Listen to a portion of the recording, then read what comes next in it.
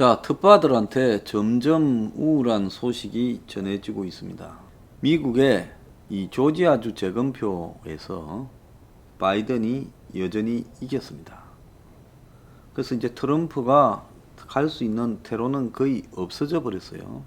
자, 오늘도 트럼프가 대법원에 가서 이긴다고, 뭐 대법원에 관계 있는지도 모르겠어요. 믿고 있는 무지한 사람들한테 저는 트럼프 자체를 폄하하는 게 아니라 트럼프를 만드는 미국의 현상은 분명히 있다. 그렇지만 트럼프가 그 현상을 끌고 갈 적임자도 아니고 미국의 오히려 그 러스트벨트나 미국의 중서부에 살고 있는 서민들한테는 트럼프가 그들을 절벽으로 끌고 가는 잘못된 인도자라는 이런 생각을 분명히 말씀드립니다. 그래서 현상이 있으면 그 현상을 제대로 맞게 끌고 갈 지도자가 있어야지 전혀 그렇지 않은 자가 거짓으로서 지금 대중들을 끌고 가는 것은 매우 위험하다는 거예요. 자, 바이든이 지금 오늘 아침에 트럼프를 겨냥해서 완전히 무책임하다고 생각한다며 비판을 했어요.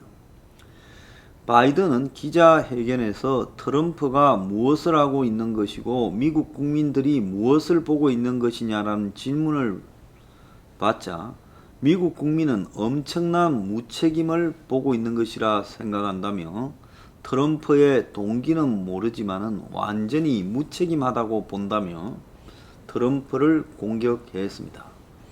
자, 미국의 신임 전임 대통령 사이에 이런 일을 주고받는 일은 거의 없는데 지금 완전히 그냥 막 가는 상황을 트럼프가 조성을 하면서 이제 바이든이 트럼프가 민주주의가 어떻게 기능하는지에 대해 엄청나게 해로운 메시지를 전 세계에 전달하고 있다.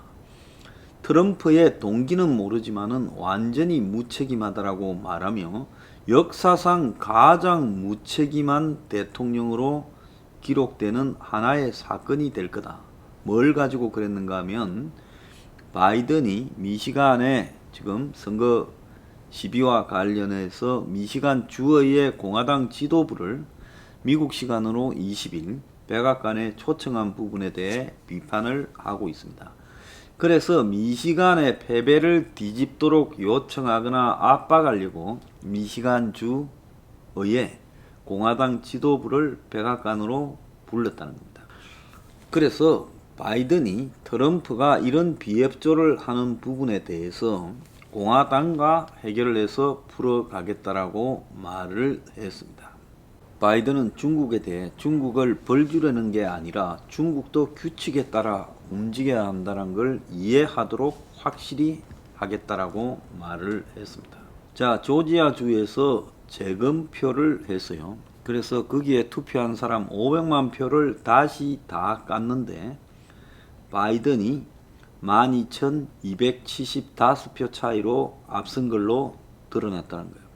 바이든이 처음에 개표가 끝났을 때 0.3% 앞서서 0.5% 지금 이하면 재검표를 할 수 있어서 했는데 이 재검표 결과 개표되지 않은 투표용지가 나와가지고 이 개표 공무원이 실수한 것은 드러났지만은 발견된 투표용지를 전부 검표한 결과 두 사람의 차이가 14,000표에서 12,275표로 조금 줄어들었어요. 그렇지만은 바이든 승리가 확정됐다는 겁니다.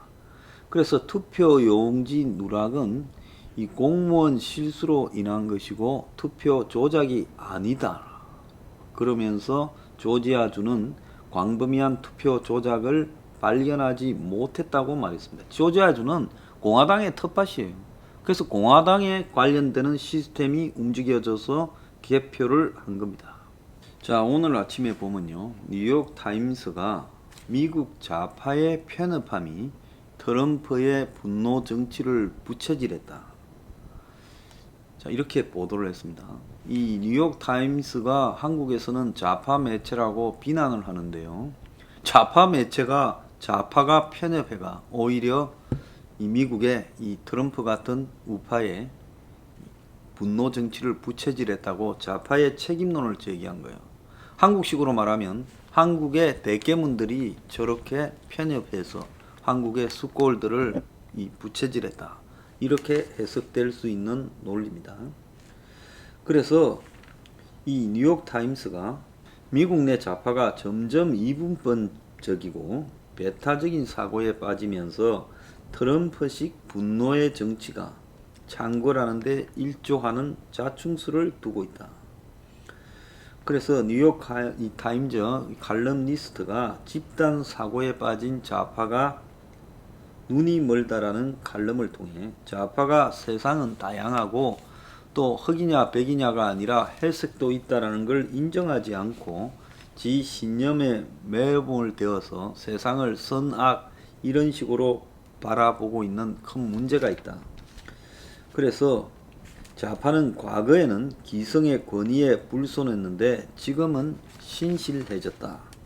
이렇게 말을 하며 좌파는 과거에는 진실은 반대되는 관점을 상대하면서 가장 잘 발견된다고 믿었는데 이제는 반대되는 관점을 제거하면서 진실이 확립된다. 이렇게 생각을 하고 과거에는 과정을 중시했는데 지금은 결과에만 중독이 됐다.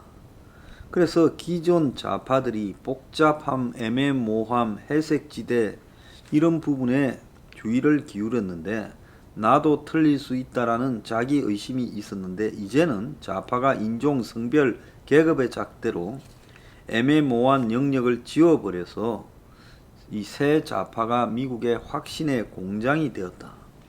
그래서 미국 사회에 이분법적으로 지금 나누고 있다. 이렇게 비판을 했습니다.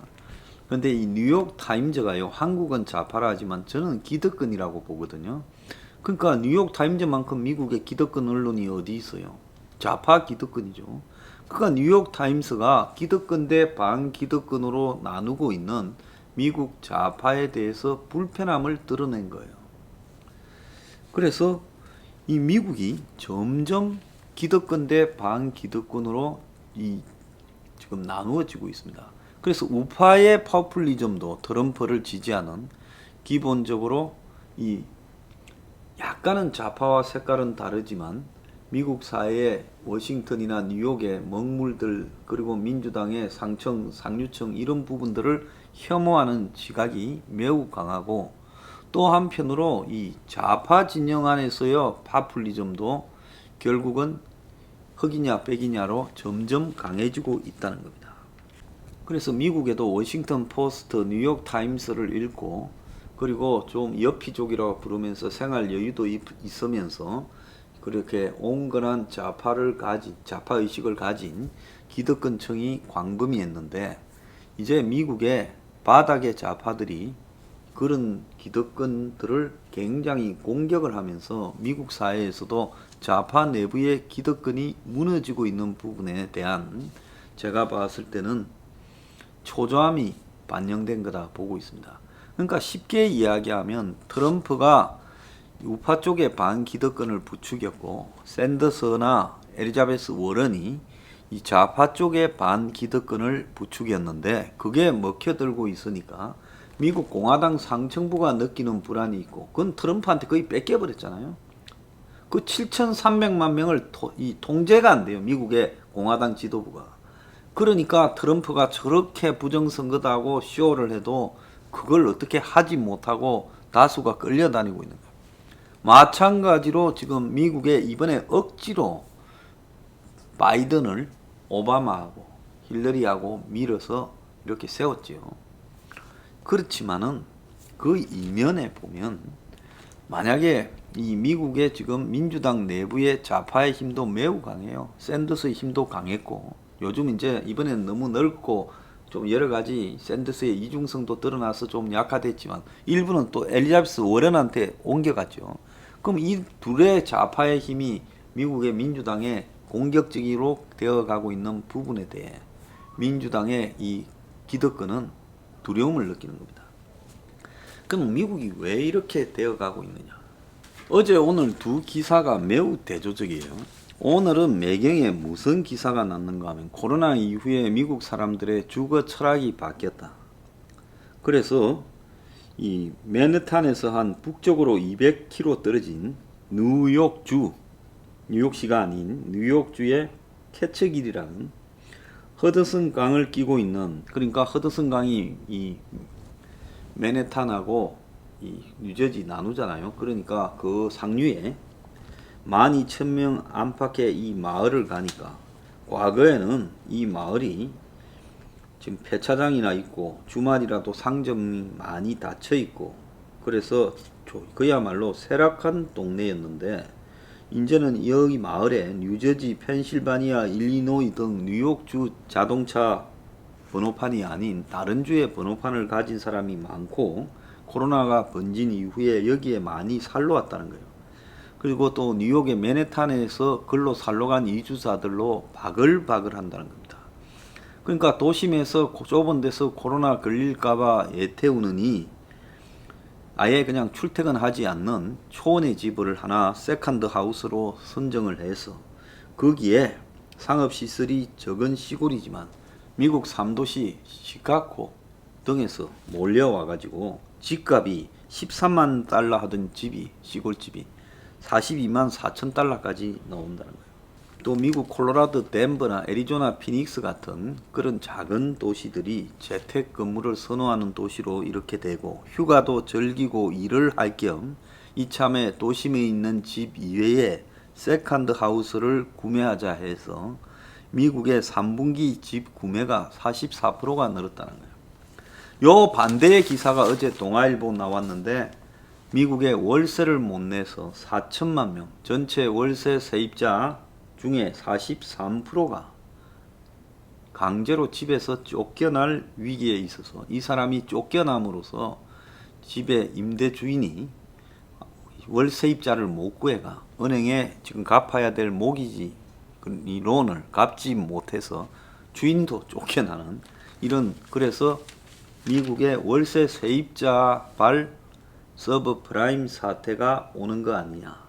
그래서 지금 긴급하게 한시적으로 몇 달 태거 유예를 했는데, 지금 이 사람들이 그래봤자 소득이 없으니까 쫓겨나는 거는 시간 문제고, 그래서 미국이 지금 난리가 났고 미납 월세가 8조 원이나 된다는 거예요 지금.